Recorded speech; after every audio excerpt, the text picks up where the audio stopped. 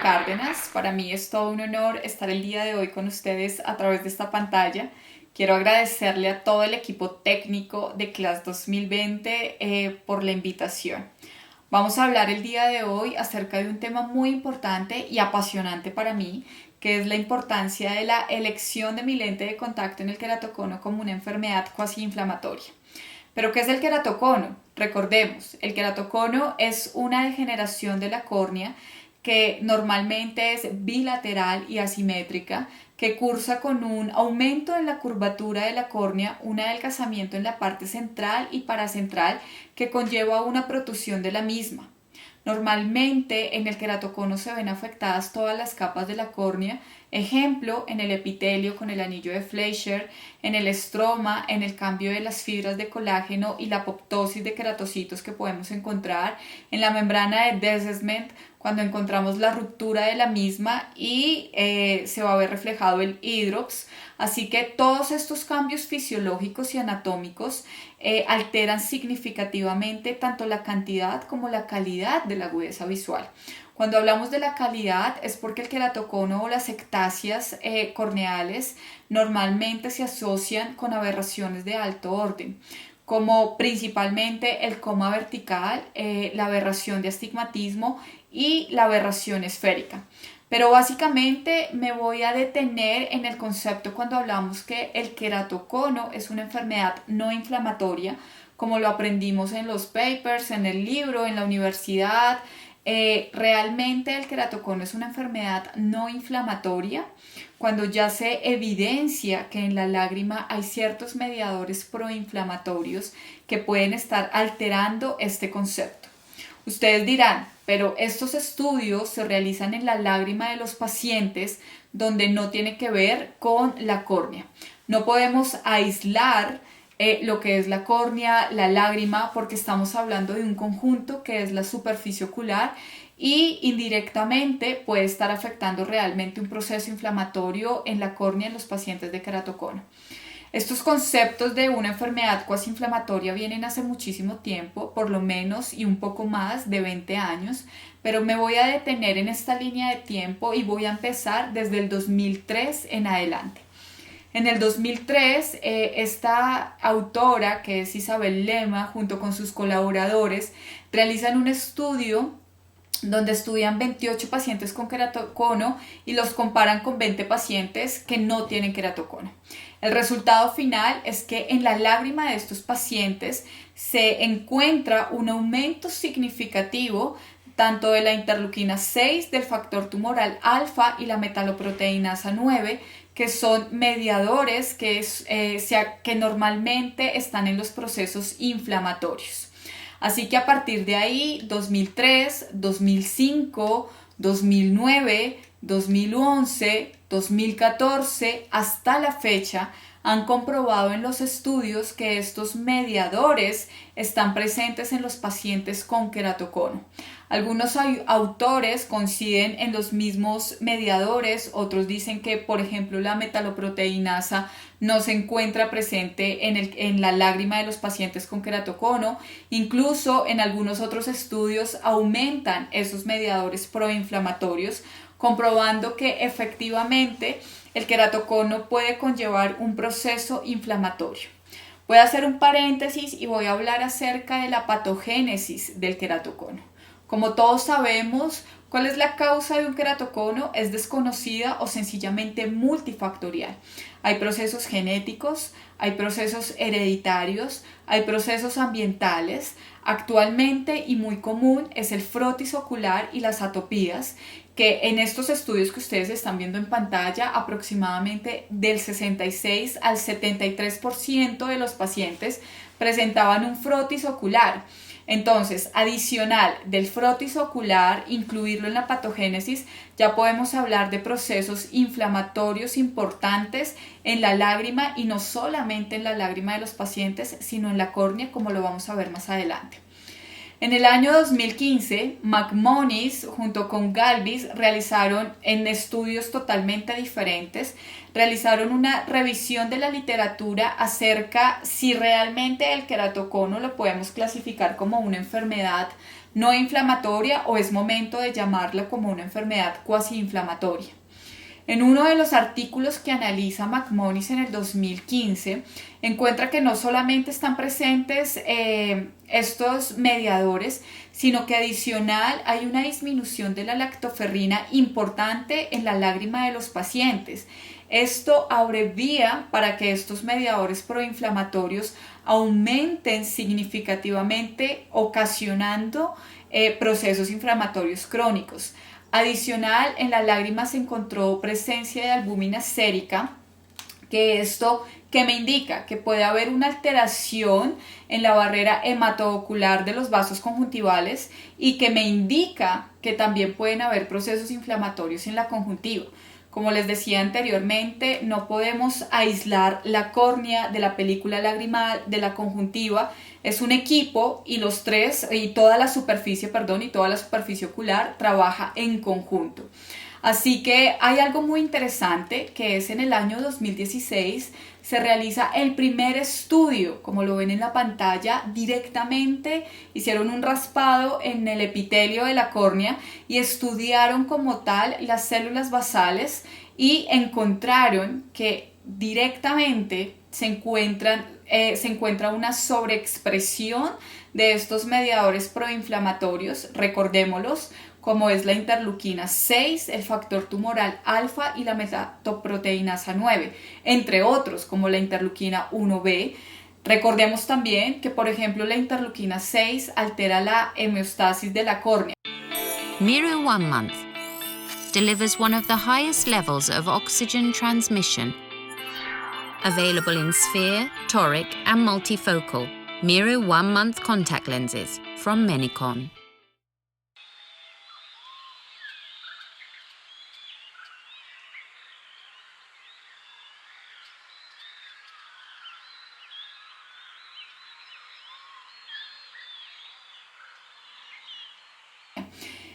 Eh, 2018, 2020 y en el 2020 realizaron nuevamente un estudio ya directamente en el epitelio de la córnea y encontraron esta sobreexpresión de estos mediadores proinflamatorios. Así que con estas evidencias científicas desde hace muchísimos años atrás ya se puede hablar que el queratocono no es una enfermedad no inflamatoria, es una enfermedad o cuasi inflamatoria o inflamatoria. A pesar que las enfermedades inflamatorias tienen ciertos signos característicos como es el calor, el dolor, el enrojecimiento, entre otros, el queratocono normalmente no cursa con todos estos síntomas. Por las evidencias científicas de esta sobreexpresión de estos mediadores, ya podemos llamar el queratocono como una enfermedad cuasi inflamatoria. Como les decía, la patogénesis no solamente involucra factores hereditarios o genéticos, vemos la relación con las metaloproteinasas, sino adicionalmente podemos ya involucrar las atopías y el frotis ocular, donde esta alteración no solamente me va a generar mayor alteraciones en estas fibras de colágeno y me va a generar una apoptosis de los queratocitos, generando procesos inflamatorios crónicos, sino que el uso de mi lente de contacto también puede afectar notoriamente el comportamiento del queratocono, como es el aumento o el adelgazamiento de la córnea. Así que en el momento de la adaptación del lente de contacto tenemos que ver ya este factor inflamatorio del queratocono para determinar cuál es el lente de contacto ideal para mi paciente.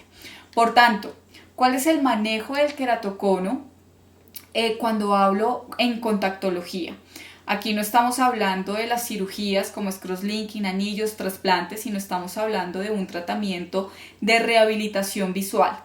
¿Por qué rehabilitación visual? Porque en el momento que el paciente se retire su dispositivo, automáticamente la visión vuelve a su estado natural. Según el grado del queratocono o la severidad, asimismo podemos tomar la decisión de cuál es el lente de contacto ideal. Hay un artículo muy interesante que los invito a que lo lean, es de Nathan Ephron, donde habla acerca de la inflamación y el uso del lente de contacto. No importa si estamos frente a un lente de contacto blando, sencillo, hidrogel de silicona, todos los lentes de contacto me están generando alteraciones en la superficie, no solamente un warpage corneal, sino también procesos inflamatorios, donde podemos evidenciar científicamente, como lo vamos a ver más adelante, una sobreexpresión de estos mediadores que hablamos anteriormente. Entonces, dependiendo del grado o la severidad o de la elección que usted como contactólogo tiene, podemos adaptar el lente de contacto. Tenemos un abanico de posibilidades, desde lentes muy sencillos como son lentes de contacto blandos para queratocono, lentes piggyback, lentes híbridos, lentes corneales, lentes gas permeables corneales, limbales y esclerales. Así que hablemos un poquito de cada uno de sus ventajas y sus desventajas. Cuando hablamos de un lente de contacto blando para queratocono, normalmente lo utilizamos en ectasias frustras o muy incipientes o de hecho en casos moderados. La idea de utilizar un lente de contacto blando especial para queratocono es ofrecerle a mi paciente comodidad, 100% comodidad. Recordemos que en un lente de contacto hay que cumplir 3 condiciones principales. 1. Mejorar agudeza visual, pero el mejorar agudeza visual no siempre es obtener un 20-20. Dependiendo de esta irregularidad, podemos obtener agudezas visuales de 20-40, 20-50, 20-30. El éxito de la adaptación del lente de contacto no se cierra en un 20-20. La segunda opción que podemos tener es la adaptación con piggyback o con lente de contacto híbrido. Normalmente estas adaptaciones tienen grandes ventajas, que es la comodidad por el lente de contacto blando. Tienen una gran desventaja que posiblemente no es desventaja para ciertos pacientes, que es el costo o sencillamente el mantenimiento y el cuidado de los mismos. Me voy a detener como tal en las adaptaciones de lentes de contacto gas permeable, que es aproximadamente el 80 o el 90% de las adaptaciones que uno realiza en los pacientes con ectasia. Así que dentro de las filosofías, y voy a empezar con lentes de contacto corneal, dentro de las filosofías encontramos aplanamiento, ajuste y adaptación de tres puntos.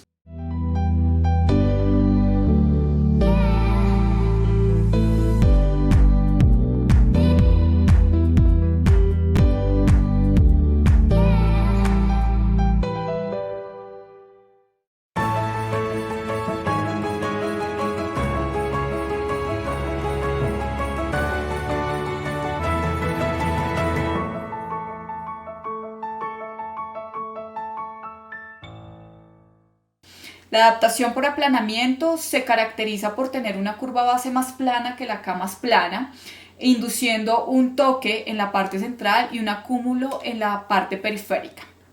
No estoy diciendo que esta adaptación sea mala, siempre y cuando no generemos toques excesivamente pronunciados en el ápex de la córnea.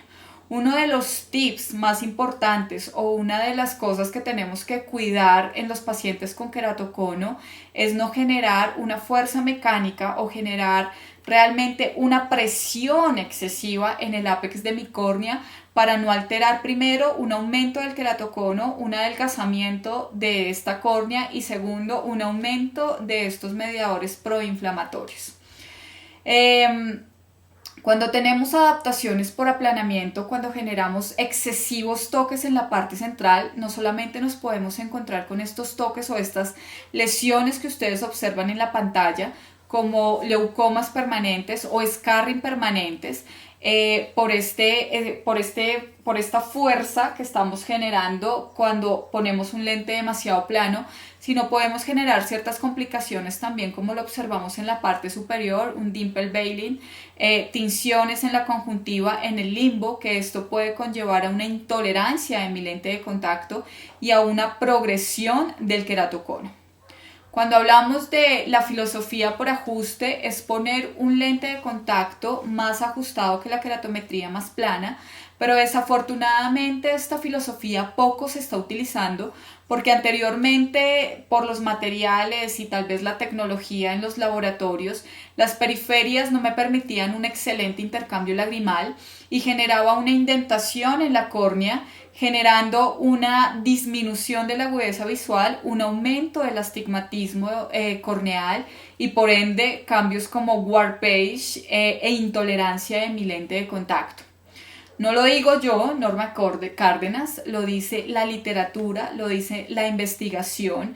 Hay un artículo que aproximadamente estudió por varios años a 1.200, si no es un poco más, pacientes con queratocono, que es el CLEC, es el estudio longitudinal más grande que se ha realizado en el mundo, donde se estudiaron todas las filosofías, aplanamiento, ajuste, adaptación de 3 puntos y comprobaron que la adaptación que menor alteración genera en la superficie de la córnea es la adaptación de los 3 puntos.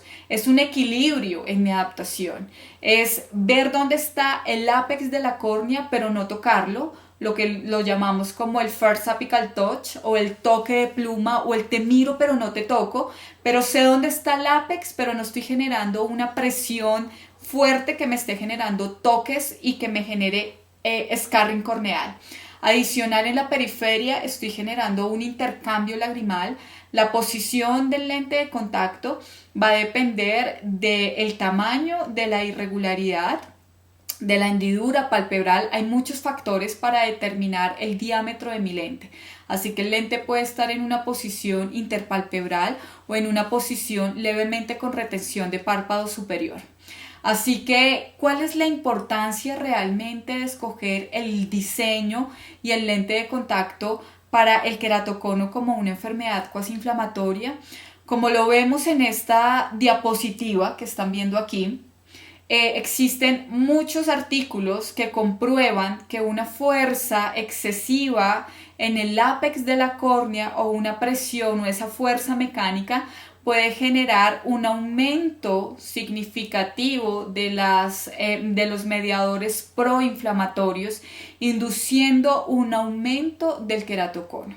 Así que por eso en la patogénesis no solamente los factores o las causas vienen de factores genéticos, hereditarios, ambientales, prótesis ocular, sino que también incluyen el uso del lente de contacto por malas adaptaciones.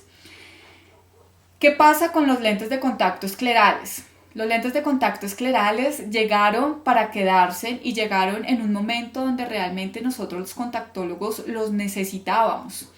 Es sobrepasar la córnea, liberar, no generar estas presiones, no generar más traumatismo corneal, sino realmente permitir que esta córnea se regularice con esta superficie como lo hace cualquier lente de contacto, que es colocar una superficie óptica nueva y mejorar la calidad y la cantidad de agudeza visual, sino que adicional de esto, cuando tenemos córneas irregulares y queratoconos tan avanzados que un lente de contacto corneal no se sostiene, no logra el comportamiento que quiero, no mejora la agudeza visual, tenemos esta excelente opción. Pero el lente de contacto escleral también requiere de conocimiento y de experiencia por parte de nosotros los contactólogos. No solamente vamos a evaluar córnea, sino limbo, esclera, así como el concepto de una enfermedad no inflamatoria.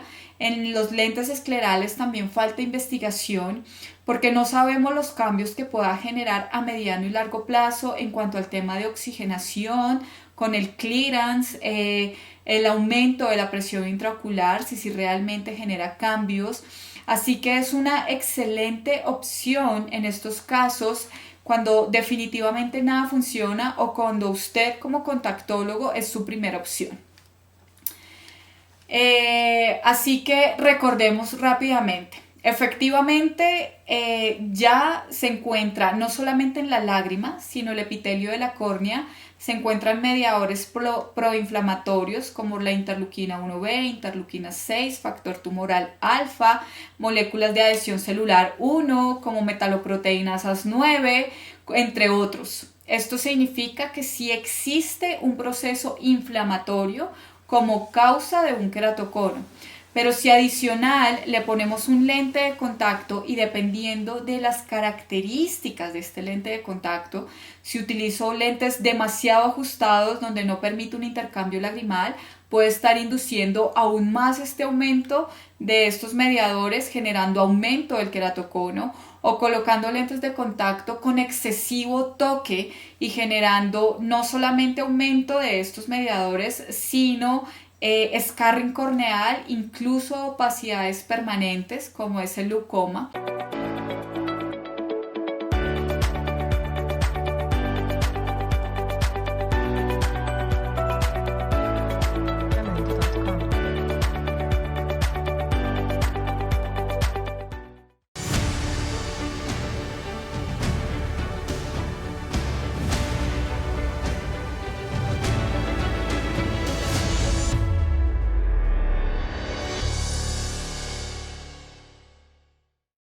Así que, ¿cuál es la importancia del lente de contacto o la elección en el caso de queratocono como enfermedad cuasi inflamatoria?